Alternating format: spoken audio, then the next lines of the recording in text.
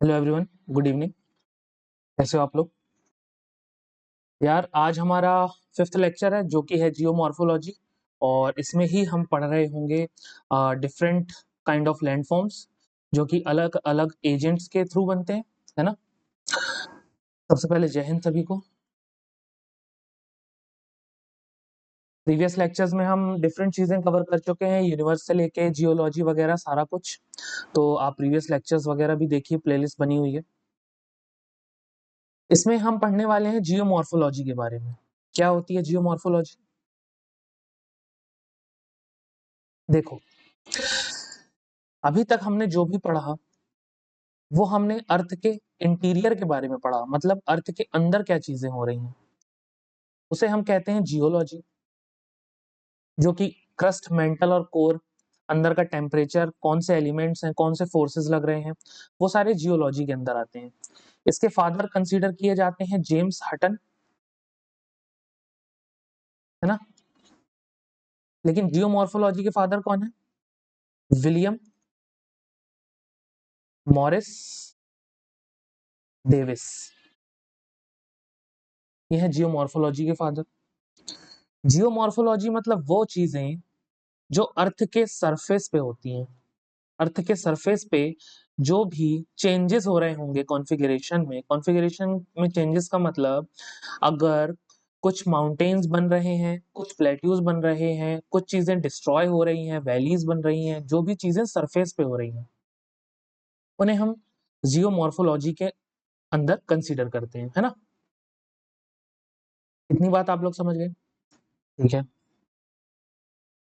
अब होता क्या है, अर्थ के सरफेस पे या तो कुछ चीजें बिल्ड हो रही होंगी या कुछ चीजें डिस्ट्रॉय हो रही होंगी। इतनी बात समझ गए? अब जो भी चीजें बिल्ड होती हैं उनमें लगने वाले जो फोर्सेस होते हैं, जो भी चीजें आपकी बिल्ड हो रही हैं, चाहे वो माउंटेन्स हैं, प्लेट्यूज हैं, है ना, जो भी एलिवेटेड लैंडफॉर्म्स बिल्ड हो रहे हैं, उनमें लगने वाले जो फोर्सेस हैं वो हमेशा अर्थ के अंदर से लगते हैं। इन्हीं फोर्सेस को हम बोल देते हैं एंडोजेनिक फोर्सेस। Endogenic forces. और इसी प्रोसेस को हम क्या बोल देंगे? Endogenic process. ठीक है। इसी का उल्टा, जब कोई चीज डिस्ट्रॉय हो रही होगी, कोई माउंटेन है, कोई प्लेट्यू है जो धीरे धीरे, मतलब कपल ऑफ इयर्स में, मतलब बहुत सारे लॉट्स ऑफ इयर्स में डिस्ट्रॉय होगा धीरे धीरे, तो उसमें लगने वाले जो फोर्सेस होंगे वो हमेशा बाहर से लगते हैं, अर्थ के ऊपर से लगते हैं, कभी अंदर से नहीं लगते। उन फोर्सेस को हम क्या बोल देते हैं? एक्सोजेनिक। अभी आपको सारा कुछ आगे समझ में आएगा इसमें। Exogenic forces. और इसी प्रोसेस को हम बोल देंगे एक्सोजेनिक प्रोसेस। ठीक है। क्या बोला मैंने? मैंने बोला, अगर कुछ चीज आपकी बिल्ड हो रही है अर्थ की सरफेस में, उसमें लगने वाले जो फोर्सेस होंगे उन्हें हम एंडोजेनिक बोलेंगे, और वो हमेशा अर्थ के अंदर से लगेंगे। और जो भी चीजें आपकी अर्थ के सरफेस पे डिस्ट्रॉय होंगी, उनमें लगने वाले जो फोर्सेस होंगे वो हमेशा अर्थ के ऊपर से या अर्थ के बाहरी एटमॉस्फेयर से लगेंगे। उन्हें हम एक्सोजेनिक फोर्सेस बोलेंगे, और इसी प्रोसेस को एक्सोजेनिक प्रोसेस बोलेंगे। इतनी बात समझ में आई? चलिए, एंडोजेनिक प्रोसेस क्या होती है? एंडोजेनिक प्रोसेस वो प्रोसेस होती है जो भी अर्थ की इंटीरियर में उसकी हीट और प्रेशर के कारण जो भी चेंजेस आते हैं कॉन्फ़िगरेशन में, उन्हें हम एंडोजेनिक प्रोसेस बोल देते हैं, है ना। जैसे कि आपकी अर्थक्वेक हो गया। अर्थक्वेक क्यों आता है भाई? पिछले लेक्चर में हमने समझा है। ठीक है, अर्थक्वेक्स वगैरह, आपकी वॉल्केनिक इवेंट्स हो गए, आपके जो भी मैग्मा अंदर से बाहर आता है, ये सारे फोर्सेस क्या हैं? अंदर से लगते हैं ना। जो भी आपके माउंटेन बिल्ड हो रहे हैं, अगर वो अंदर के फोर्सेस के कारण बिल्ड हो रहे हैं, जैसे कि अंदर के फोर्सेस के कारण कैसे? जैसे कि प्लेट टेक्टोनिक्स है आपकी। मैंने बताया था ना, प्लेट टेक्टोनिक्स जब आपकी कन्वर्जेंट प्लेट बाउंड्री होती है, कन्वर्जेंट प्लेट बाउंड्री क्या होती है?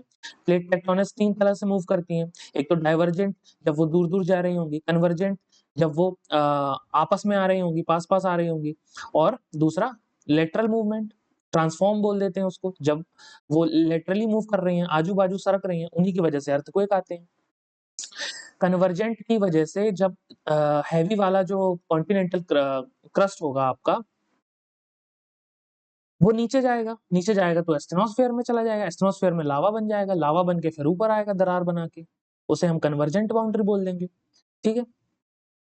डाइवर्जेंट में क्या हो रहा होगा, दूर-दूर जा रही होगी, दूर जा रही होगी तो नीचे से लावा ऊपर आएगा, प्लेट हट गई, नीचे से लावा ऊपर आया, ऊपर जाके सॉलिडिफाई होगा, सॉलिडिफाई होके वो जम गया, नई क्रस्ट बना लिया, कंस्ट्रक्टिव बोल दिया उसको हमने। ये सारा कुछ मैंने पिछले लेक्चर में पढ़ाया हुआ है, वहाँ से जाके आप देख सकते हैं। तो जो भी चीज़ें अंदर से हो रही होंगी, जो भी फोर्सेस अंदर से लग रहे होंगे, उनमें जो सतह पे चेंजेस हो रहे होंगे, चाहे माउंटेन बिल्ड हो, चाहे प्लेट्यूज बिल्ड हो, चाहे कुछ भी हो रहा हो, उसे हम एंडोजेनिक प्रोसेस बोल देंगे, ठीक है? ठीक। अब इफेक्ट क्या होते हैं एंडोजेनिक प्रोसेस के? 2 तरह के होते हैं। एक तो डायस्ट्रोफिज्म, दूसरा वोल्केनिज्म। वोल्केनिज्म हमने पिछले ही लेक्चर में पढ़ा है कि वोल्केनिज्म क्या होता है। जो भी अंदर का आपका मैग्मा होता है वो कैसे बाहर आता है, मैग्मा बाहर आता है तो किस-किस प्रकार की इग्नियस रॉक बनाता है, वो सारी चीज़ें हमने पढ़ ली है ना? इंट्रूसिव इग्नियस रॉक होती है जो अंदर के लैंडफॉर्म्स बनाती है, वो सारी चीज़ें हम पढ़ चुके हैं। आप प्रीवियस लेक्चर्स देखिए जाके। उसके बाद इसमें अगर हम आ जाएँ डायस्ट्रोफिज्म में, डायस्ट्रोफिज्म में आपका क्या-क्या होता है? इसमें तो एक आपका हो जाएगा ओरोजेनिक प्रोसेस। ओरोजेनिक प्रोसेस मतलब, ओरो का मतलब ज्योग्राफी में होता है माउंटेन्स। कोई ऐसी प्रोसेस जो कि माउंटेन्स को बिल्ड कर रही है, माउंटेन्स बिल्डिंग हो रही है यहाँ पे, उसे ओरोजेनिक बोल देंगे। अब बाकी जो भी चीज़ें बन रही हैं, जो भी एलिवेटेड लैंडफॉर्म्स बन रहे हैं, जो भी एलिवेटेड लैंडफॉर्म्स बन रहे हैं, बाकी बन रहे हैं कौन-सी प्रोसेस से? आपके एपिरोजेनिक प्रोसेस से, ठीक है? मैंने क्या बोला? ओरोजेनिक का मतलब होता है माउंटेन्स। अगर अंदर से लगने वाले फोर्सेस माउंटेन्स को बिल्ड कर रहे हैं, तो वो ओरोजेनिक हो जाएगा। अगर अंदर से लगने वाले फोर्सेस माउंटेन के अलावा कोई भी चीज़ बना रहे हैं, कोई वैली बना रहे हैं, कोई एलिवेटेड लैंडफॉर्म बना रहे हैं, जैसे प्लेट्यूज बना रहे हैं या कुछ भी बना रहे हैं, उसको हम एपिरोजेनिक में कंसीडर करेंगे, ठीक है? इतनी बात आपकी समझ में आई? ओरोजेनिक प्रोसेस से ही हमारे हिमालयाज़ बने हैं और बाकी माउंटेन्स बने हैं। अभी माउंटेन्स कितने प्रकार के होते हैं, ये सब आगे आने वाले लेक्चर्स में आपको पता चलेगा जब हम माउंटेन की स्टडी कर रहे होंगे, ठीक है? हिमालयाज़ जो हैं हमारे फोल्ड माउंटेन्स हैं। ये भी अलग-अलग प्रकार के होते हैं, fold mountains, block mountains, Himalaya हमारे कौन से हैं? फोल्ड माउंटेन्स हैं, ठीक है? इसी में आपका थर्ड आ जाएगा अर्थक्वेक। अर्थक्वेक कैसे आता है? वही लेटरल मूवमेंट जब होता है प्लेट टेक्टोनिक्स का, सारी चीज़ें हम पढ़ चुके हैं, है ना? आपकी प्लेट टेक्टोनिक्स, इन सब चीज़ों की वजह से कुछ ना कुछ चीज़ें बिल्ड होती हैं। बिल्ड हो रही हैं और अंदर की वजह से बिल्ड हो रही हैं, तो हम इसे एंडोजेनिक प्रोसेस बोल देंगे। डायस्ट्रोफिज्म को ही हम क्या बोल देते हैं हिंदी में पटल विरूपण, ठीक है? वोल्केनिज्म तो मैंने आपको बताया जब नीचे का मैग्मा बाहर आता है, कितने प्रकार के वोल्केनोज़ होते हैं, वो सारे हम प्रीवियस लेक्चर में कवर कर चुके हैं, ठीक है? इतनी बात आपकी समझ में आई? ठीक।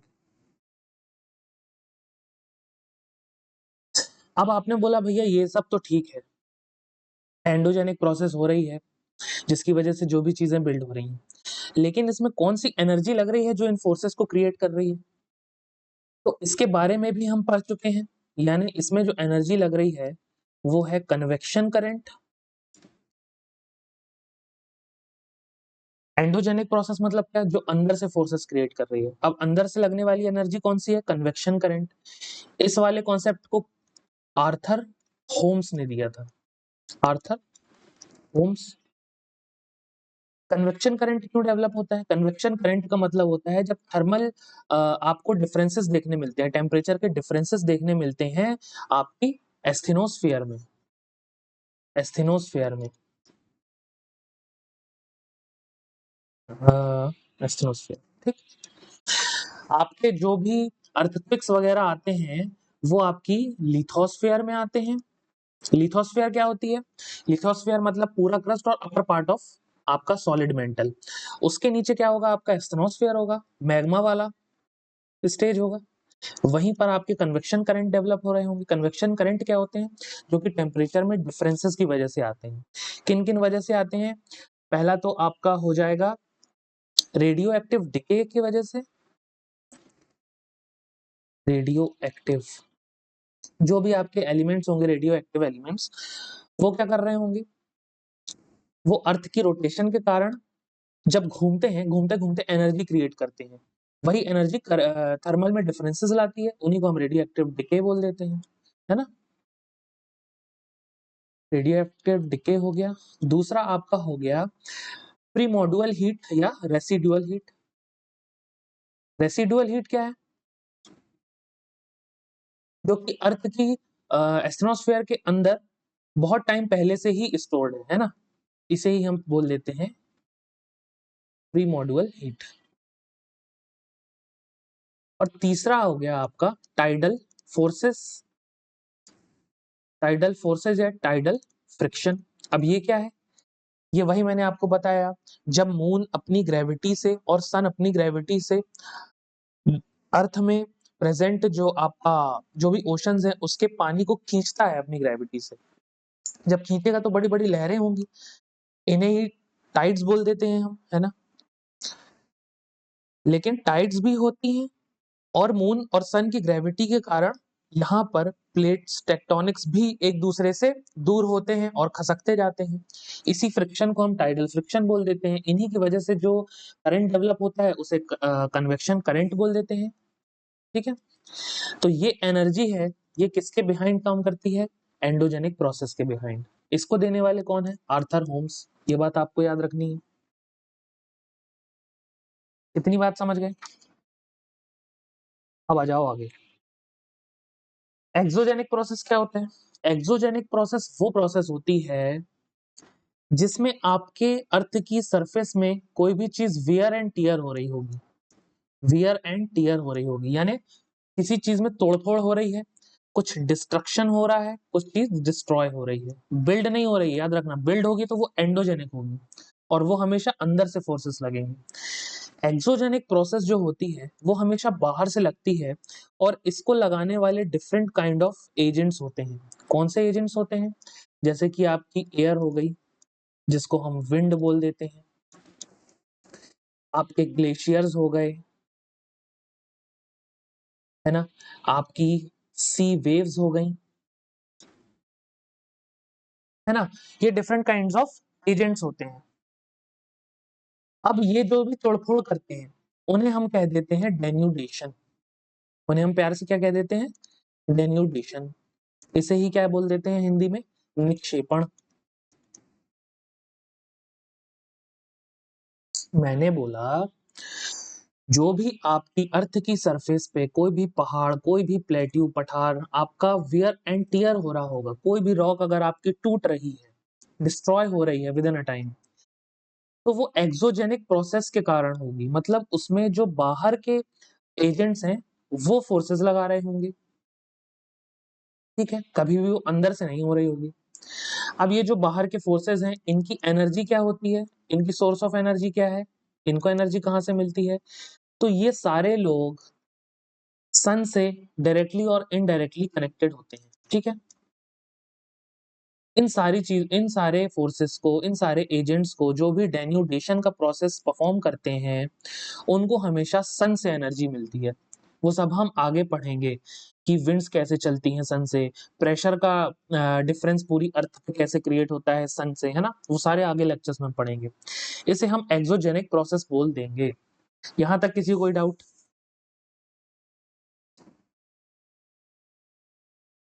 ठीक है, आगे आ जाओ। अब डेन्यूडेशन प्रोसेस जो होती है वो किन किन तरीके की होती है? एक तो हो गई आपकी वेदरिंग, पहला आपका मास मूवमेंट, दूसरा और इरोजन, तीसरा। भैया ये सब क्या होता है अभी बता देते हैं। वेदरिंग मतलब सिंपल आप समझो, मतलब तोड़फोड़। कोई रॉक पड़ी हुई है, उसमें जो भी तोड़फोड़ होगी किसी भी वजह से हो, चाहे कोई केमिकल की वजह से हो, चाहे कोई मैकेनिकल प्रोसेस हो, चाहे बायोलॉजिकल हो, किसी भी प्रकार का प्रोसेस हो, अगर वो rock with in a time टूट रही है या फिर धीरे-धीरे अलग-अलग छोटे-छोटे फ्रेगमेंटेड पार्ट्स में डिवाइड हो रही है, वो सब वेदरिंग के कारण होता है। ठीक है? वेदरिंग में लगने वाला कौन-सा फोर्स होता है? तो मॉलिक्यूलर स्ट्रेस होता है। ग्रेविटेशनल फोर्स नहीं होगा यहाँ, एक बात याद रखना, ग्रेविटेशनल स्ट्रेस होता है। ग्रेविटेशनल फोर्स आपका मास मूवमेंट में होता है, ठीक है? वेदरिंग मतलब मैंने क्या बोला? कोई भी रॉक अगर आपकी पड़े-पड़े टूट रही है, पड़े-पड़े छोटे-छोटे पार्ट्स में डिवाइड हो रही है, फ्रेगमेंट हो रही है धीरे-धीरे विद इन अ टाइम, वो वेदरिंग हो जाएगी। और एक बात याद रखना, ये इन सेतु प्रोसेस है। इन सेतु मतलब ये हमेशा एक ही जगह पर पड़े-पड़े प्रोसेस होगा, ये कहीं मूव नहीं होगा, ठीक है? उसे हम वेदरिंग बोल देंगे। मास मूवमेंट क्या होता है? मास मूवमेंट का मतलब कोई बड़ा ज़मीन का टुकड़ा, कोई बड़ा लैंडफ़ॉर्म, ज़मीन का टुकड़ा हो या फिर माउंटेन का टुकड़ा हो, प्लेट्यू का टुकड़ा हो, जब वो अपने ओरिजिनल शेप से खसक के अलग होता है, मूव कर जाता है अपनी ओरिजिनल जगह से, उसे मास मूवमेंट बोल देते हैं। आपका जैसे लैंडस्लाइड हो गया, एवलांच हो गया, ये सारी चीज़ें मास मूवमेंट होती है। इसमें मेनली ग्रेविटेशनल फोर्स परफॉर्म करता है।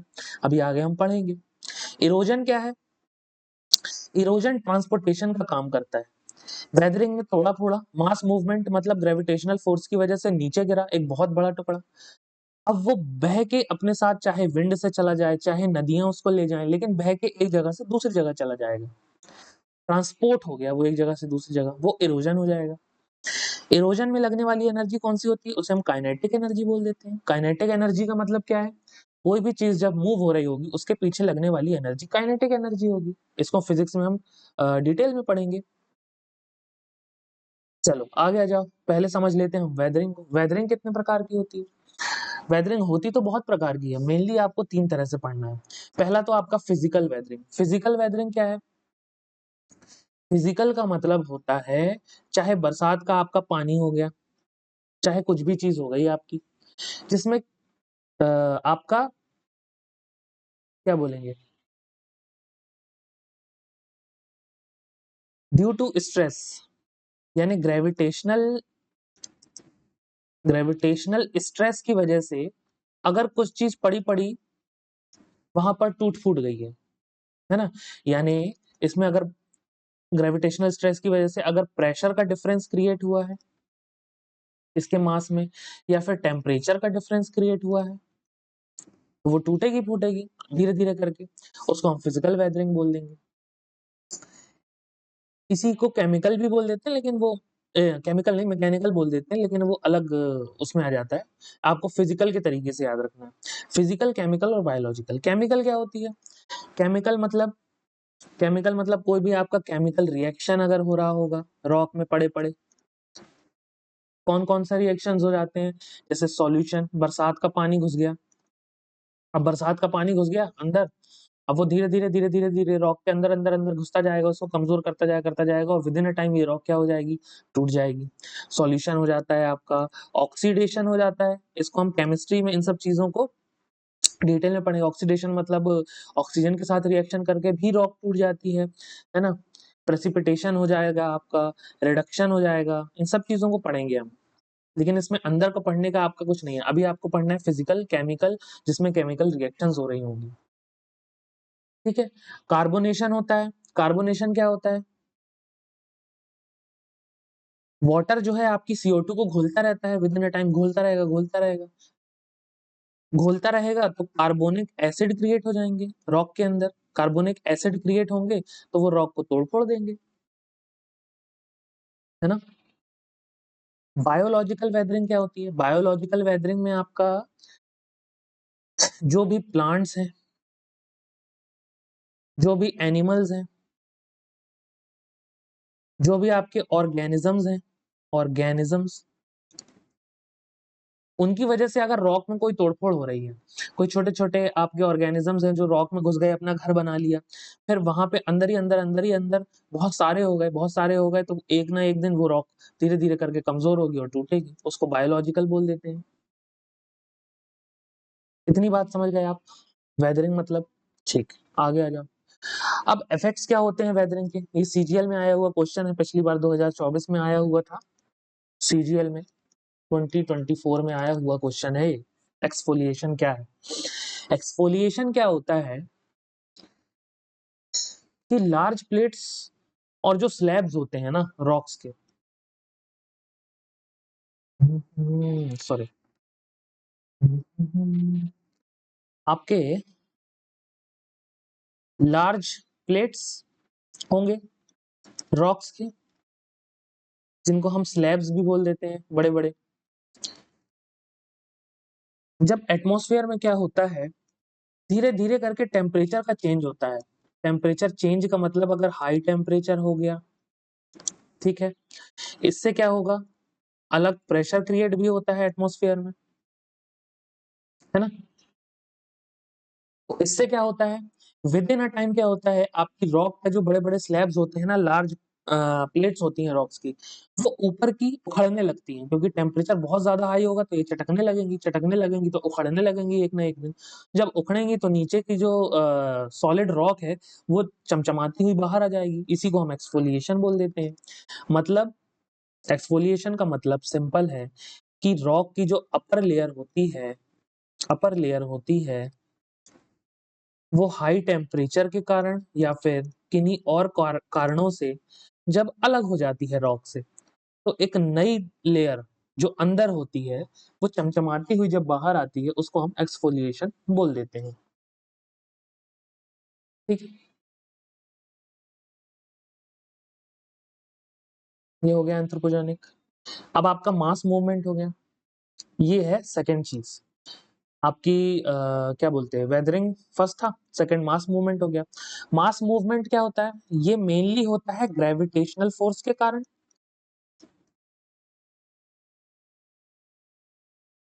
है ना? हम पढ़ रहे हैं डेनुडेशन प्रोसेस। ये क्यों हो जा रहा है यार बार-बार? हम डेनुडेशनल प्रोसेस पढ़ रहे हैं, ठीक है? उसमें हमने वेदरिंग देख लिया। अब हम देख रहे हैं मास मूवमेंट। मास मूवमेंट में मेनली होता है ग्रेविटेशनल फोर्स के कारण। मास मूवमेंट का मतलब है जब किसी बड़ी लैंडफॉर्म के टुकड़े को ग्रेविटेशनल फोर्स के कारण अर्थ अपनी तरफ खींच लेगी, तो वो अपने ओरिजिनल फॉर्म से थोड़ा-सा अलग हो जाएगा और नीचे की तरफ गिरेगा। उसे हम मास मूवमेंट बोल देते हैं, मतलब मूव कर गया वो अपनी ओरिजिनल फॉर्म से थोड़ा-सा। इसके प्रकार हैं लैंडस्लाइड हो गई आपकी, लैंडस्लाइड मतलब कि पहाड़ी एरियाज़ में जो बड़े-बड़े पहाड़ होते हैं आपके, वो विदिन अ टाइम अंदर से कमज़ोर होते रहते हैं। कमज़ोर कैसे होते हैं? जो भी हम डिफ़ॉरेस्टेशन कर रहे हैं, उनकी वजह से क्या होता है, जो पेड़-पौधे होते हैं ना, उनकी जो जड़ें होती हैं, वो मिट्टी को पकड़ के रखती हैं। जब आपने पेड़ ही काट दिया, तो वो कमज़ोर हो गई मिट्टी और एक ना एक दिन बहुत ज़्यादा बारिश से, बहुत ज़्यादा रेनफॉल से क्या होगा? वो कमज़ोर होके गीली होके खसकने लगेगी तो बड़ा-सा टुकड़ा नीचे गिर जाएगा, उसे ही लैंडस्लाइड बोल देते हैं। हिली एरिया में होता है मेनली। एवलांच क्या होता है? एवलांच मतलब सेम प्रोसेस अगर ग्लेशियर्स में हो रही होगी, ग्लेशियर्स में या फिर बड़े-बड़े बर्फ के पहाड़ों में हो रही होगी, तो एक बहुत बड़ा गोला बर्फ का ऊपर से गिरता है, ऊपर से गिरेगा तो बड़ा होता जाएगा, बहुत सारी बर्फ लेके नीचे आ जाएगा आपका, उसे एवलांच बोल देंगे। अर्थ फ्लो और मड फ्लो क्या होते हैं? अर्थ फ्लो और मड फ्लो होता है कि जैसे बहुत ज़्यादा रेनफॉल हुआ, बहुत ज़्यादा आपकी बारिश हुई, बहुत ज़्यादा बारिश हुई, तो आपके जो जंगल से मिट्टी है,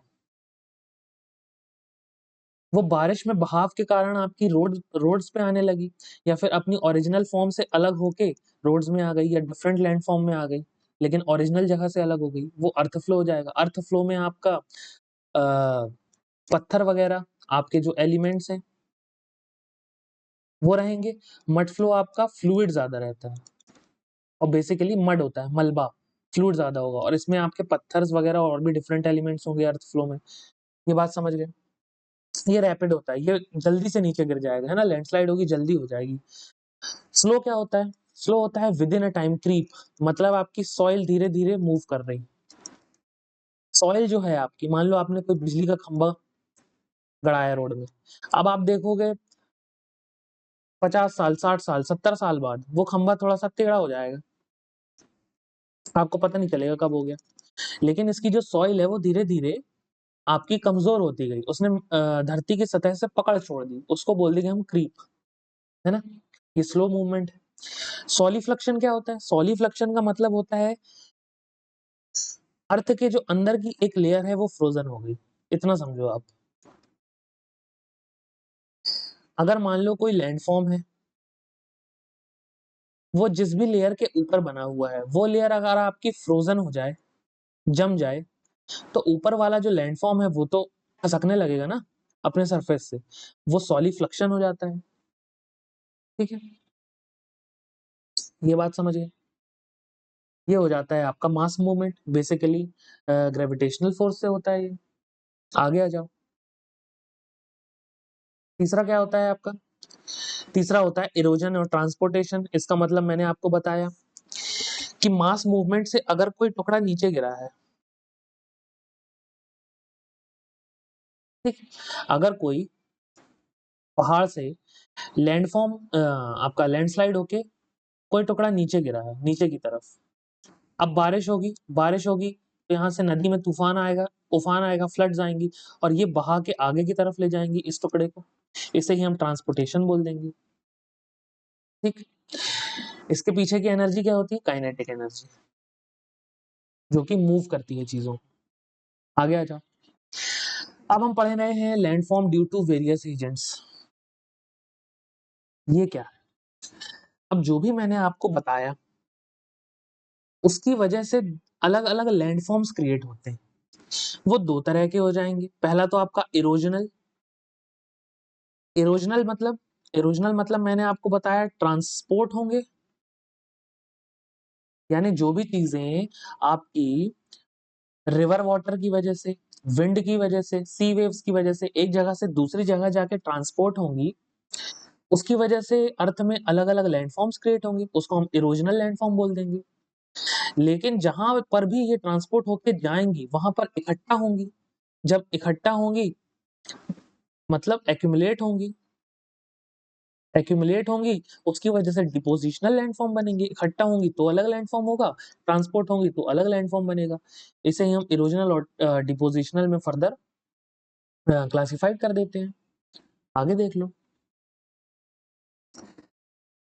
तो ये अलग-अलग एजेंट्स के थ्रू होता है। एजेंट्स मैंने बताया ना, डेन्यूडेशन जब होगा, डेन्यूडेशन का मतलब तोड़-फोड़ होगी, बिल्डिंग होगा या डिस्ट्रक्शन होगा।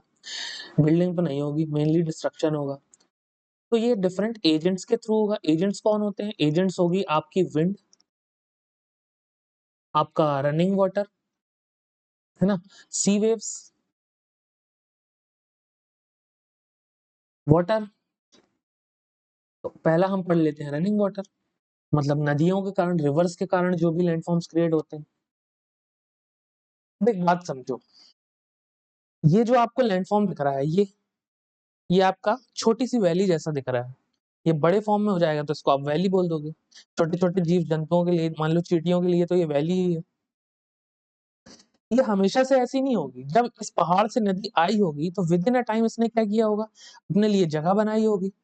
धीरे-धीरे करके इतना फ़ोर्स इसने क्रिएट किया कि यहाँ पर गड्ढे हो गए, अलग-अलग ये छोटा-सा लैंडफ़ॉर्म क्रिएट हो गया जहाँ पर ये गिर रही है ना? फ़ॉल हो रही है नीचे। तो ये विदिन अ टाइम परफ़ॉर्म हुआ है। तो इसके कारण ये रनिंग वाटर के कारण क्रिएट हुआ है। यहाँ पर एक लैंडफ़ॉर्म क्रिएट हो गया। इसे ही हम कह देते हैं लैंडफ़ॉर्म्स इरोज़नल, और जब ये जाके कहीं पर इकट्ठा हो जाएगी, फ्लैट सरफ़ेस में आ जाएगी तो चीज़ों को इकट्ठा करने लगेगी। उसे हम डिपोज़िशनल लैंडफ़ॉर्म बोल देंगे। आगे आ जाओ। देखो, होता क्या है, ये हमारी रिवर है। मान लो इस पहाड़ से हमारी रिवर निकली, ठीक है? इसको हम फर्दर 3 एज में डिवाइड करेंगे। पहला, जब ये निकलती है तो बहुत उफान में होती है। उफान में क्यों होगी? क्योंकि पहाड़ों से निकली है। ये ग्रेडियंट स्टेज है, मतलब स्लोप बना हुआ है, स्लोप बना हुआ है ना? ग्रेडियंट है, नीचे ढलान है, तो ये बहुत ज्यादा वेलोसिटी से चल रही है क्योंकि ढलान से नीचे उतर रही है। इसको हम बोल देंगे यूथफुल स्टेज, यूथफुल स्टेज। ठीक है। फिर जब ये फ्लैट सरफेस में आती है मिडिल जोन में, तब हम इसको बोल देंगे मैच्योर स्टेज, मतलब ये अपने मैच्योर स्टेज पे आ गई है, यहाँ पर अलग तरह के लैंडफॉर्म्स बनाएगी। जब ये अपने अंतिम पड़ाव पे होगी, जहां पर ये सी से मिल रही होगी, तो उसके कुछ पहले और ज्यादा फ्लैट सरफेस पे और अलग तरीके के लैंडफॉर्म्स बनाएगी, उसको हम बोल देंगे इसकी ओल्ड स्टेज। ठीक है, ये चीज। आगे देखो, जब ये अपनी यूथ स्टेज में होती है, मतलब फुल फोर्स में होती है ना? फुल फोर्स में होगी तो अलग तरीके के आपके लैंडफॉर्म्स क्रिएट करेगी। उसमें से एक है आपका we shape valley. We shape valley क्या होती है? वी शेप वैली होती है जब नदियां उतरती हैं विद इन अ टाइम, ये वी शेप की वैली बना देती हैं। ठीक है। जो वैली है, वैली का मतलब क्या होता है? वैली का मतलब बीच से कोई रास्ता जा रहा है और आजू बाजू उसके पहाड़ हैं। पहाड़ मतलब बहुत बड़े पहाड़ भी हो सकते हैं, छोटे पहाड़ भी हो सकते हैं। ठीक है। तो अगर वो वी शेप में है तो उसको हम वी शेप वैली बोल देंगे। लेकिन अगर वो स्टीप में है, स्टीप मतलब खड़ी चट्टान, खड़ी चट्टानों में हो और नीचे से कोई नदी पास हो रही है, उसको हम गॉर्जियस बोल देंगे। गॉर्जियस, गॉर्जियस नहीं, गॉर्जियस। और जब ऊपर, ऊपर का उसका थोड़ा सा नैरो है माउथ और नीचे उसका थोड़ा वाइड है, ये जो आपकी रिवर है ना, ये नैरो पाथ को फॉलो करती। लेकिन कैनियन में क्या होता है? ब्रॉड पाथ होता है ना? ब्रॉड पाथ होता है। नीचे आपका ब्रॉड होगा और ऊपर आपका थोड़ा सा नैरो देखने मिलेगी। और इनकी चट्टानें जो होती हैं, स्टीप वॉल्स, ये भी बहुत बड़ी बड़ी होती हैं, थोड़ी सी गॉर्जियस से ज्यादा बड़ी होती है, इन्हें कैनियन बोल देते हैं। वाटरफॉल आ जाएगा आपका। ये सारे इरोजनल में पढ़ा रहा हूँ आपको। इरोजनल मतलब, इरोजनल मतलब जब ये एक जगह से दूसरी जगह अपने मलबे को, अपने साथ जो भी एलिमेंट्स हैं उनको ट्रांसपोर्ट कर रही है, तब ये जो लैंडफॉर्म्स बनाती हैं, है ना, उसे हम इरोजनल बोल देते हैं। वाटरफॉल आ जाएगा आपका।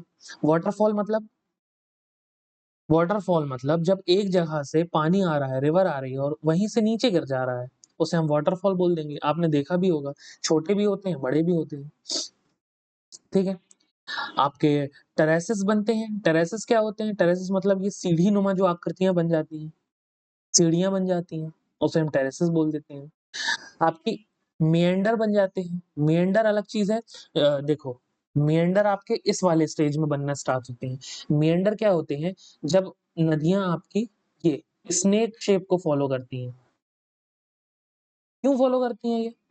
फॉलो इसलिए करती हैं, जब ऊपर से जब ये अपने साथ बहा के लेके आ रही थी जिस भी चीज को, है ना, इरोजनल चीजें आपकी मोस्टली यूथ स्टेज में देखने मिलेंगी। लेकिन जब वो फ्लैट सरफेस में आएंगी तो आपकी मेंडर्स वगैरह आपको देखने मिलेंगे। मेंडर्स क्यों होते हैं? क्योंकि ये फ्लैट सरफेस में आ गई, अब इसकी वेलोसिटी जो है वो उतनी ज्यादा नहीं है, थोड़ी कम है, क्योंकि ये फ्लैट सरफेस में आ गई, तो धीरे धीरे बहेंगी। धीरे धीरे बहेंगी तो स्ट्रेट पाथ पे नहीं बह सकती, स्ट्रेट पाथ में नहीं बह सकती, तो ये स्नेक वाले पाथ को फॉलो करती हैं। स्नेक वाले पाथ को फॉलो कर देंगी, इसे ही हम मेंडर बोल देते हैं। मेंडर। और जब अपने यूथफुल स्टेज में यहीं पर अगर वो कोई मेंडर बना रही है, यहाँ पर अगर कोई मेंडर बना रही है और जिस पर्वत से निकली है अगर उसे ही उसने काट दिया, उसे ही उसने काट दिया, तो उसको एंट्रेंच्ड मेंडर बोलते हैं। ठीक है। ये आपका यूथफुल स्टेज में बनता है।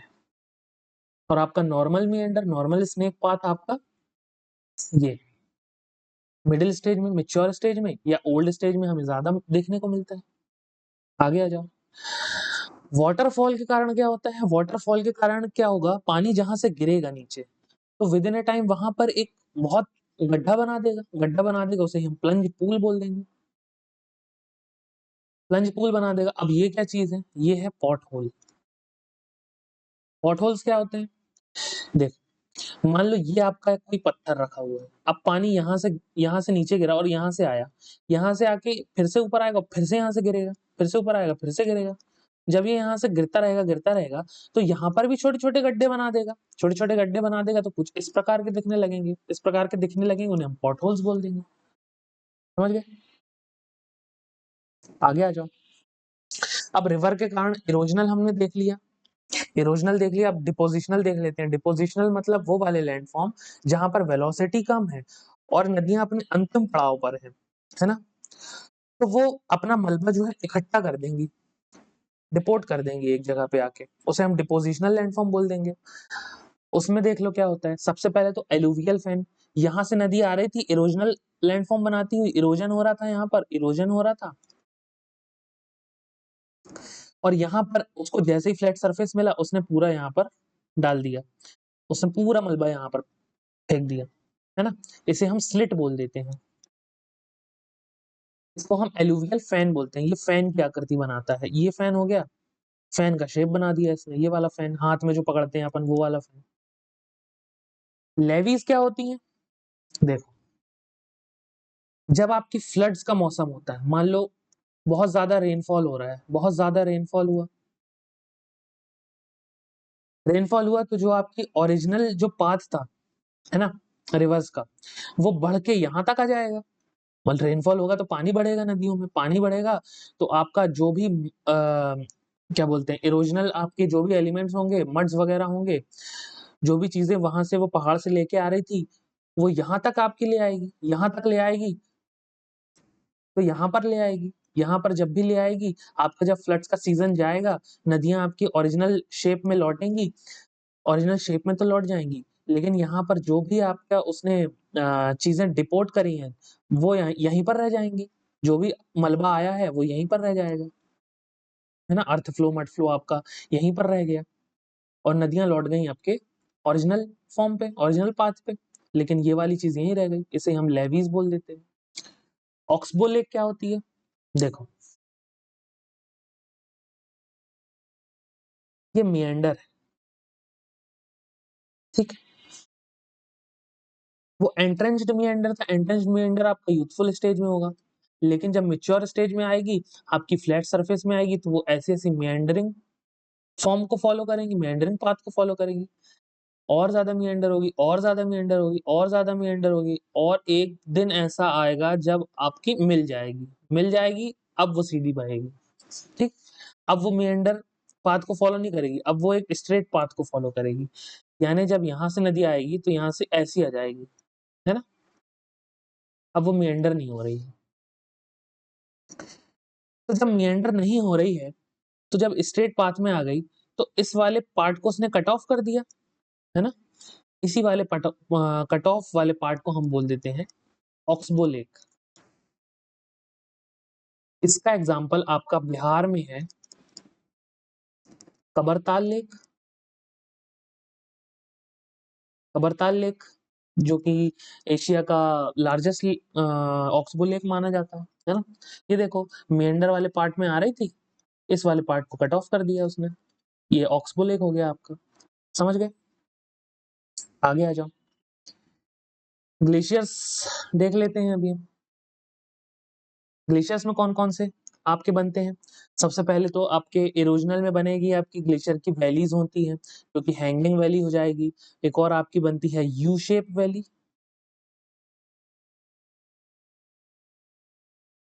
ठीक है? टार्न लेक बनती है ना?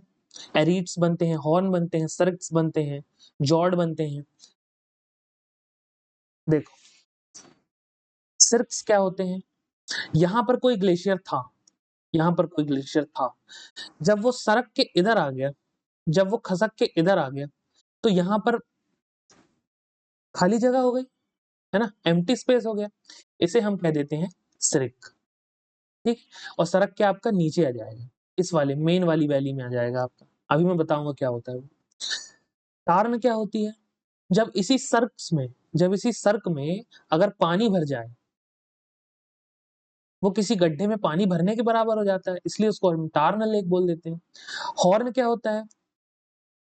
ग्लेशियर्स का वो वाला पार्ट जो सबसे टॉप का पार्ट होता है ना? जो टॉप पार्ट होता है, उसके टॉप पार्ट के भी टॉप को आप क्या बोलोगे? हॉर्न, ठीक? अब जब ग्लेशियर यहाँ से सरका होगा, तो यहाँ पर अपना कुछ एलिवेटेड लैंडफॉर्म बना दिया होगा, क्योंकि वैली तभी बनेगी ना जब 2 साइड से एलिवेटेड फॉर्म है। इसी एलिवेटेड फॉर्म को हम क्या बोल देते हैं? एरीट, ठीक? अब हैंगिंग वैली क्या होती है? जब आपके ये सारे ग्लेशियर्स जो हैं, वो नीचे आ गए, यहाँ पर नीचे आ गए, तो ये आपकी खड़ी हुई वैली बन जाएगी, है ना? ये ऐसा लगेगा जैसे लटक गई है, इसे ही हम हैंगिंग वैली बोल देंगे।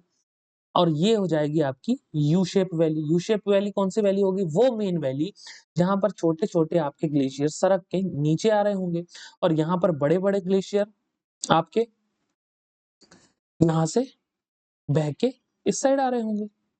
तो यहाँ पर एक यू शेप वैली बना देंगे वो अपने बहाव के कारण, तो यहाँ पर आपको यू शेप वैली देखने को मिलेगी। और इसे ही हम मतलब इस वाली वैली को हम बोल देंगे हैंगिंग वैली। ठीक है, इतनी बात आपकी समझ में आई। सर्क क्या होते हैं वो समझ में आया, उसमें पानी भर जाए तो टार्न हो जाता है, टॉप वाला पार्ट आपका हॉर्न हो जाता है। सर्क के खसकने से, ग्लेशियर्स के खसकने से जो आपका अपलिफ्टेड एलिवेटेड पार्ट होता है आपका एरीट हो जाता है ना? और जब वो ग्लेशियर आपकी मेन वैली में गिरता है तो वहाँ की जो आपकी ग्लेशियर्स की जो चट्टान होगी, वो लटकती हुई प्रतीत होती है। उसको हैंगिंग वैली बोल देते हैं। और मेन वैली जहाँ पर सारे ग्लेशियर इकट्ठा होके बह रहे हैं, वो यू शेप की वैली बना देंगे, उसको हम यू शेप वैली बोल देंगे, है ना? ये सारी चीजें आपकी कवर हो गई, ठीक है। डिपोजिशनल में देख लो, डिपोजिशनल में क्या होता है? आपके एस्कर क्या होते हैं? एस्कर क्या होंगे? जब वो खसेंगे, ये देख रहा है आपको, ये छोटी-छोटी लाइन में अपने मड्स वगैरह जो आपका मलबा होगा ना, वो छोटी-छोटी लाइन में डिपोट करते हैं, छोटी-छोटी लाइन में, यानी ऐसी लाइन में अगर डिपोजिशन हो रहा है, उसको हम एस्कर बोलते हैं। ड्रमलिन क्या होते हैं? ड्रमलिन ड्रमलिन का मतलब होता है कि अगर ये छोटी लाइन में ना होके एक गोल शेप में हो रहा है, एक गोल शेप में डिपोजिशन हो रहा है। फिर दूसरा मलबा आया, इसी के ऊपर लेयर बना लिया, तीसरा आया, इसी के ऊपर लेयर बना लिया। विद इन अ टाइम ये ओवल शेप की लेयर हो जाएगी, ओवल शेप बना लेगा। ओवल शेप बना लेगा, उसको हम ड्रम शेप बोल देंगे और ड्रमलिन बोल देंगे। आउटवॉश प्लेन आपके क्या होते हैं? आउटवॉश प्लेन आपकी लेयर्स में परफॉर्म होती हैं। आपकी लेयर्स लेयर्स इसके ऊपर बनाता है, इसके ऊपर बनाता है, इसके ऊपर बनाता है, जो भी मलबा है आपका डिपोट करता जाता है, उसको आउटवॉश प्लेन बोल देते हैं। ग्लेशियल टिल भी आपका जो ये ग्लेशियर है, ठीक है, अगर वो यहीं पर डिपोट कर रहा है, यहीं पर डिपोट कर रहा है, उसको हम आपका ग्लेशियल टिल बोल देंगे। मोरेन्स आपके हो जाते हैं। मोरेन्स भी आपकी लेयर के फॉर्म में जो यहाँ पर होती हैं, जब यहाँ पर नीचे सी में मिलती हैं, उसको हम मोरेन्स बोल देते हैं, है ना? आपको मेनली ये याद रखना है कि इरोजनल कौन से हैं, डिपोजिशनल कौन से हैं। और ये मैं आपको मेन लैंडफॉर्म्स बता रहा हूँ, वैसे तो और भी सारे हैं, ठीक है? मेन जो आपके पेपर में आ सकते हैं या फिर पहले आए हुए हैं या फिर जिनकी संभावनाएं हैं, ठीक है, वो वाले लैंडफॉर्म्स बता दे रहा हूँ। बाकी जब आप नोट्स लोगे ना, नोट्स में आपको सारे लैंडफॉर्म्स मिलेंगे। नोट्स लोगे, उसमें आपको ऑल लैंडफॉर्म्स मिलेंगे, तो आपको अलग से पढ़ने की जरूरत नहीं पड़ेगी, ठीक? ग्लेशियर वाले हो गए। अब ग्राउंड वाटर का देख लेते हैं।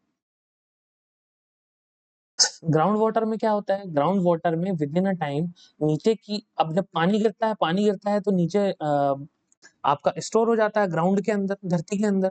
धरती के अंदर जब स्टोर होता जाएगा तो नीचे की ये जो मिट्टी होगी ना, इसको वो खसका लेगा। एक तो ग्रेविटी भी लगेगी और इसको वो अपनी तरफ पुल कर लेगा और नीचे की मिट्टी, आपकी मिट्टी धस जाती है। कभी सुना आपने? बारिश में मिट्टी धस गई, मतलब उसकी जो नीचे की मिट्टी होगी ना, वो नीचे की तरफ ग्रेविटेशनल पुल के कारण धस जाएगी और पानी भरने के कारण वो कमजोर होती जाती है, इसलिए धस जाएगी। इस वाले लैंडफॉर्म को क्या बोलते हैं? फ्लैट आया और यहाँ से आपका ऐसा हो गया, इसको बोल देंगे सिंक होल।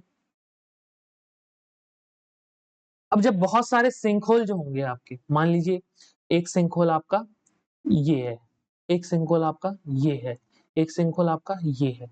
जब ये आपस में जुड़ जाएंगे, बहुत सारे आपस में जुड़ गए, एक ने दूसरे को जोड़ लिया, तो ये आपका हो जाएगा ऊवलास मान लो ये है, फिर ये है, फिर ये है, तो इसने ये यू शेप का बना लिया, इसको बोल देंगे उवला सिंक होल।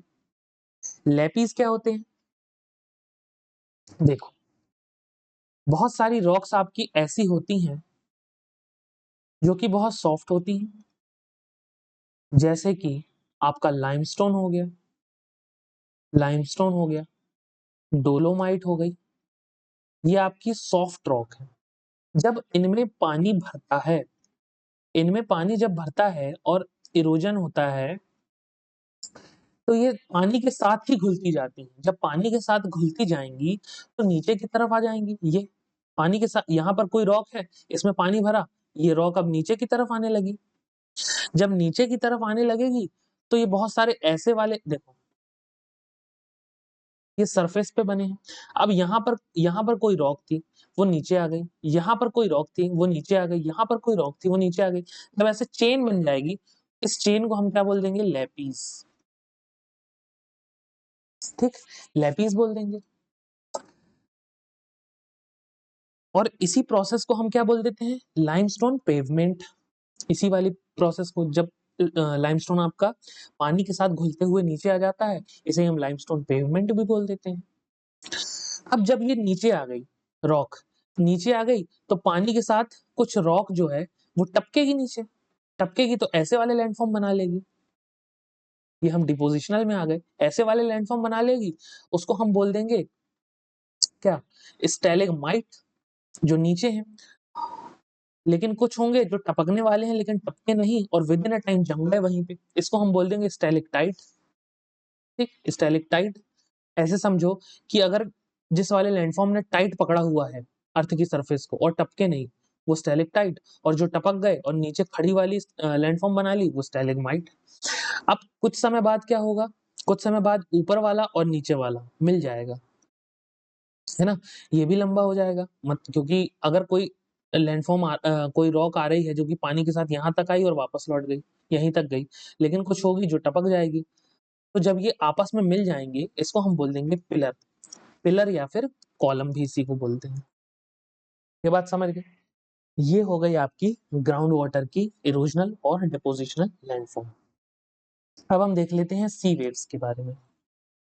सी वेव्स क्यों होती हैं बताओ? टाइड्स क्यों आते हैं? सब मैंने आपको पढ़ा रखा है। टाइड्स क्यों आते हैं? ठीक? देखो, सिंपल समझो, आपकी वेव्स चली तो समुद्र के अंदर की जितनी भी रेत वगैरह है, वो यहाँ पर आपकी डिपोट कर देगी, यहाँ पर। यही हो जाएगा आपका बीच, ठीक? यहाँ पर रेत आ गई, समुद्र से वेव्स जो है, रेत लेके आई लेकिन यहाँ पर छोड़ दी, रेत लेके आई यहाँ पर छोड़ दी, ये हो जाएगा आपका बीच। सी स्टैक क्या होता है? जैसे ये चट्टान दिख रही है आपको, वैसे ही यहाँ पर भी कभी कोई बड़ी चट्टान रही होगी यहाँ पर, लेकिन विद इन अ टाइम क्या हुआ, सी का जो वाटर लेवल है वो ऊपर आ गया, तो यहाँ पर जोर से प्रेशर पड़ा, जोर से प्रेशर पड़ा, जोर से प्रेशर पड़ा। जब प्रेशर पड़ा तो सिर्फ यहाँ के आजू-बाजू की चट्टान को उसने डिस्ट्रॉय कर दिया, सिर्फ एक खड़ी चट्टान बची। तो जो सिंगल अलोन खड़ी चट्टान बचती है उसको हम स्टैक बोल देते हैं। अब क्या होगा? अगर इसके अंदर से भी तो प्रेशर पड़ रहा है, इसके अंदर प्रेशर भी पड़ रहा है। जब ये चट्टान ऐसी ना होके ऐसी बन जाएगी, अंदर से भी इसके सी की वेव्स जो हैं वो निकल पा रही हैं और आजू-बाजू से भी निकल पा रही हैं। तो ये बन जाएगा आपका आर्च, इसे हम सी आर्च बोल देते हैं। ठीक? क्लिफ क्या होती हैं? क्लिफ मतलब आपकी ये जो खड़ी-खड़ी चट्टानें हो गई, ये आपकी क्लिफ हो जाती हैं। लगून्स क्या होते हैं? वाटर बॉडी मेन सी लैंड से हट के अगर यहाँ पर बन गई, यहाँ पर मान लो पहले से कोई गड्ढा था, अब यहाँ से सी वेव्स आई और यहाँ पर पानी स्टोर हुआ, फिर से आई, फिर से पानी स्टोर हुआ, फिर से आई, फिर से पानी स्टोर हुआ, तो यहाँ पर विदिन अ टाइम क्या बन गई आपकी? एक छोटी-सी लेक जैसी बन गई, उसको लगून बोल दिया। लेक बड़ी हो जाती है, लगून छोटा होता है। अब इस लगून को और इस मेन बॉडी सी वाटर को ये वाला पार्ट आपका अलग कर रहा है। इसे ही हम क्या बोल देंगे? इसे ही हम बैरियर बोल देंगे, क्योंकि ये बैरियर है ना? मेन सी वाटर और लगून के बीच में बैरियर हो गया। बार आपका क्या होता है?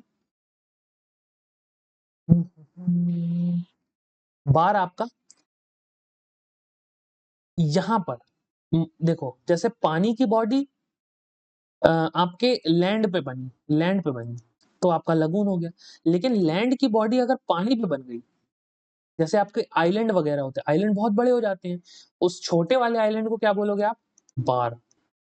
यहाँ पर आपको रेत, है ना, लैंड देखने मिलेगा। पानी के अंदर छोटा सा लैंड बार हो जाएगा। स्पिट क्या होती है? Sand spit. बीच, जैसे बीच होते हैं ना, बीच बड़े बड़े होते हैं। अब अगर ऐसे पूंछ जैसा, है ना, पूंछ जैसा शेप बना लिया उसने, वो स्पिट हो जाएगा सैंड का। ठीक। बाकी डेल्टा वगैरह तो आपको रिवर में पढ़ा ही दूंगा मैं। ये चीज हो गई।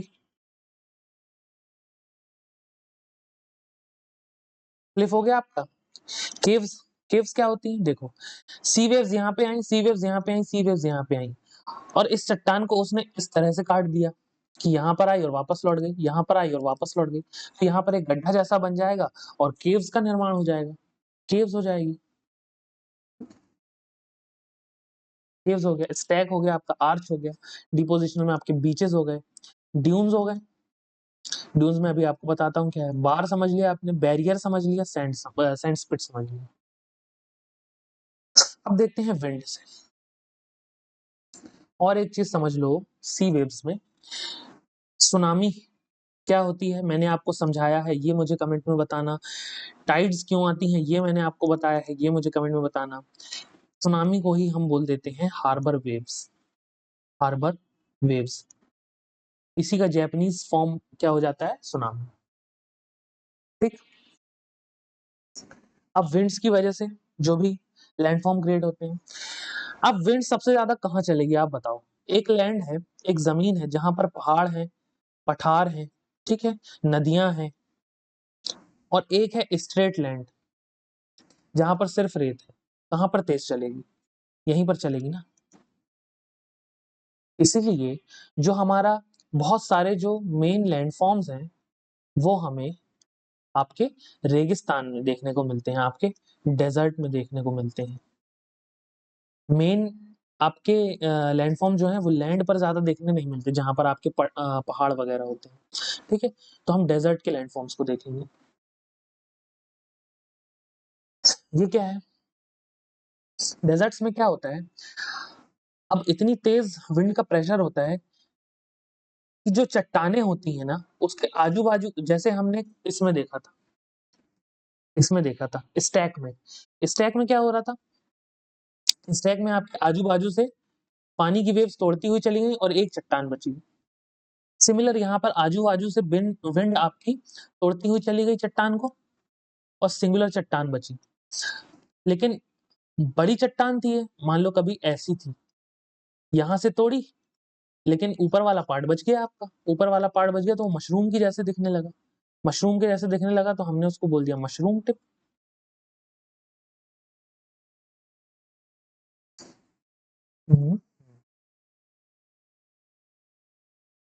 मशरूम,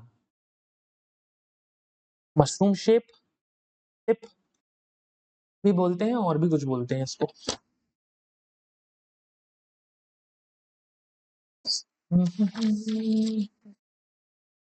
ठीक। मशरूम कैप बोल दो, मशरूम टॉप बोल दो, मशरूम टिप बोल दो, सेम होता है वो। ठीक। अगर कोई ऐसी विंड चल रही है, अब यहाँ पर देखो, यहाँ पर इसका मास कितना ज्यादा है, तो यहाँ पर विंड को क्रॉस क्रॉस तो विंड कर लेगी, लेकिन उसको बहुत टाइम लगेगा। तो अभी यहाँ से ऐसे, यहाँ से चल के विंड ऐसी घूम जा रही है, ऐसी घूम जा रही है, तो उसने ये वाला पार्ट आपका ऊपर कर दिया और नीचे से घूम जा रही है।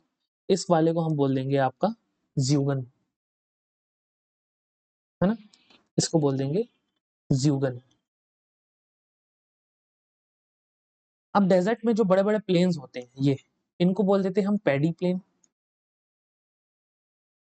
पेनी प्लेन मत बोलना, पेनी प्लेन पानी पर होते हैं, इनको हम बोल देते हैं पेनी प्लेन। एक और चीज होती है आपकी पलाया। पलाया क्या होते हैं? पलाया वो चीज होती है, ये आपके ड्यून्स बन रहे हैं, सैंड ड्यून्स, ठीक है। तो क्या होगा भाई, आपकी विंड चली, विंड ने किसी लैंडफॉर्म को यहां से उठाया और यहाँ पर ले आया, यहाँ पर ले आया, ये बड़ा वाला लैंडफॉर्म बन गया, लेकिन यहाँ से उठाया तो ये खाली हो गया। यहाँ पर कभी अगर पानी भर जाए, इसी को हम बोल देंगे पलाया। ठीक है, जहां से विंड लैंडफॉर्म को उठाती है वहां गड्ढा हो जाता है। अब वहां पर विद इन अ टाइम अगर पानी भर गया तो उसको हम पलाया बोल देते हैं। प्लेन्स को हम पैडी प्लेन बोल देते हैं। अब रेत जब विंड बहुत तेजी से चलती है डेजर्ट में, तो रेत के ये वाले स्ट्रक्चर बना देती है, इन्हें हम बोल देते हैं ड्यून्स। सैंड में बना रही है तो सैंड ड्यून्स, सी में बना रही है सी ड्यून्स। अब इस तरह का स्ट्रक्चर है, देखो यू शेप का, ये हो जाएगा, इसे हम बोल देंगे बारकान। बारकान जब उसकी दोनों विंग्स दिख रही हैं, ये देखो, लेकिन जब उसकी एक ही विंग दिख रही है, इसे हम बोल देंगे सीफ। ठीक, ये आपके डेजर्ट के इरोजनल और डिपोजिशनल लैंडफॉर्म्स हो गए। लेक्चर यहाँ पर होता है खत्म। प्रीवियस ईयर क्वेश्चन देख लेते हैं। वीडियो पॉज करो और धीरे धीरे आंसर करो।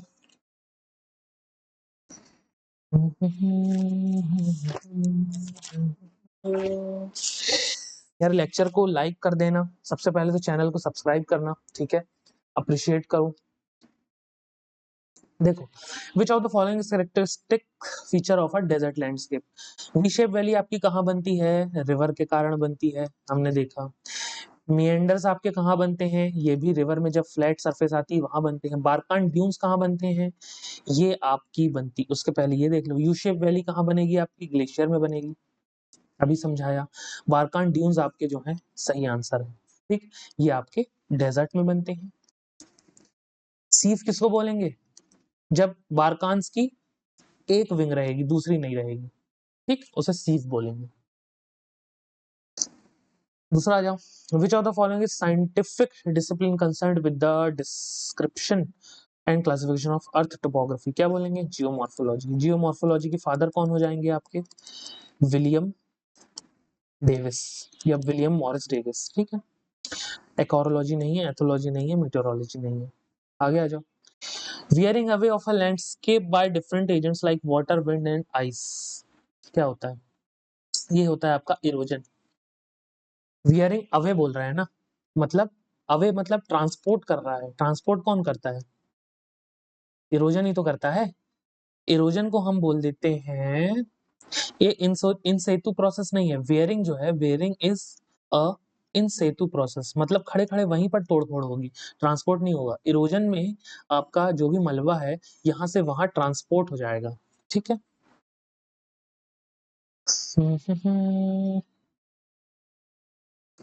Plains are formed due to weathering of soluble rocks such as limestone and dolomite. क्या होता है बताओ? कार्स्ट। कार्स्ट क्या होता है? यहाँ पर आपने नोटिस किया होगा, जब ग्राउंड वाटर में हम पढ़ रहे थे, यहाँ पर नहीं लिखा, इसी को कार्स्ट लैंडफॉर्म भी बोलते हैं। क्यों? ग्राउंड वाटर लैंडफॉर्म्स को क्यों बोलते हैं ऐसा? कार्स्ट एक रीजन है, कहां पर? मेडिटेरेनियन सी पे। मेडिटेरेनियन सी पे एक रीजन है जहां पर ये लैंडफॉर्म्स हमें ज्यादा देखने मिलते हैं, अंडरग्राउंड वाले, ग्राउंड वाटर वाले, इसीलिए उसका नाम ही कार्स्ट लैंडफॉर्म बन गया है एक। तो क्वेश्चन क्या पूछ रहा है वो? लाइमस्टोन और डोलोमाइट मैंने आपको बताया ये सॉफ्ट है, जब ये पानी के साथ टपक के अंदर आएंगी तो हमें कार्स्ट वाले लैंडफॉर्म देखने मिलेंगे। ग्लेशियर नहीं है ना आपका, डिपोजिशनल नहीं है, डेजर्ट नहीं है। आगे आ जाओ। एक्सफोलिएशन किस प्रकार का है? ये देखो, मैंने आपको कहा था CGL 24 में आया है। एक्सफोलिएशन क्या है बताओ भाई, पढ़ा चुका हूं, बताओ। फिजिकल है, केमिकल नहीं है, कोई केमिकल रिएक्शन नहीं हो रहा है आपका, फिजिकल हो रहा है, मतलब टेम्परेचर में चेंज हो रहा है, मतलब हाई हो रहा है टेम्परेचर। और उसके लिए क्या, उसके कारण क्या हो रहा है? ऊपर की जो लेयर है वो हट रही है रॉक की, जो बड़े बड़े स्लैब्स गिर जाते हैं, रॉक से स्लैब्स गिर जाते हैं, तो अंदर से एक चमकती हुई लेयर बाहर आती है। आपके चेहरे के साथ भी जब आप एक्सफोलिएशन कराते हैं पार्लर में, यही होता है। वो जो आपको वो लगा देते हैं, क्या बोलते हैं उनको, फेस पैक वगैरह, जब वो हटाते हैं तो आपकी जो भी डेड स्किन होती है, जो भी डर्ट पार्टिकल्स वाली लेयर होती है वो हट जाती है, और अंदर से आपकी नई लेयर बाहर आती है, उसको हम एक्सफोलिएशन बोल देते हैं। ये फिजिकल वेदरिंग का पार्ट है। बायोलॉजिकल नहीं है, कोई जैविक क्रिया नहीं है, मास वेस्टिंग नहीं है, मतलब आपका कोई बड़ा टुकड़ा नहीं गिर रहा है। इसमें मैंने ज़्यादा क्वेश्चन इसलिए नहीं डाले हैं क्योंकि मुझे आपका लेक्चर शॉर्ट बनाना है।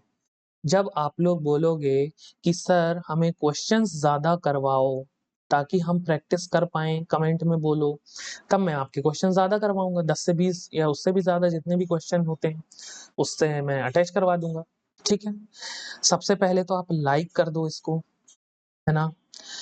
कमेंट ज़रूर करो, उससे मुझे पता चलेगा आप देख रहे हो तो आपको कितना समझ में आ रहा है और आपको कौन-सा पार्ट नहीं समझ में आया, तो मैं नेक्स्ट लेक्चर में उसको सॉल्व करा के नेक्स्ट लेक्चर आपका स्टार्ट कर दूँगा, ठीक है? दूसरी बात सब्सक्राइब करो यार। इन सबको बनाने में बहुत ज़्यादा मेहनत लगती है, तो प्लीज़ सब्सक्राइब करके जाना, है ना? इसके बाद हमारा क्योंकि अलग-अलग कोर्सेज़ भी आने वाले हैं, हिस्ट्री का आएगा आपका और इकोनॉमी का आएगा, साइंस का आएगा, इको का आएगा और सारा आपका फ्री रहने वाला है यूट्यूब पर। तो सब्सक्राइब करो। Thank you so much. जय हिंद।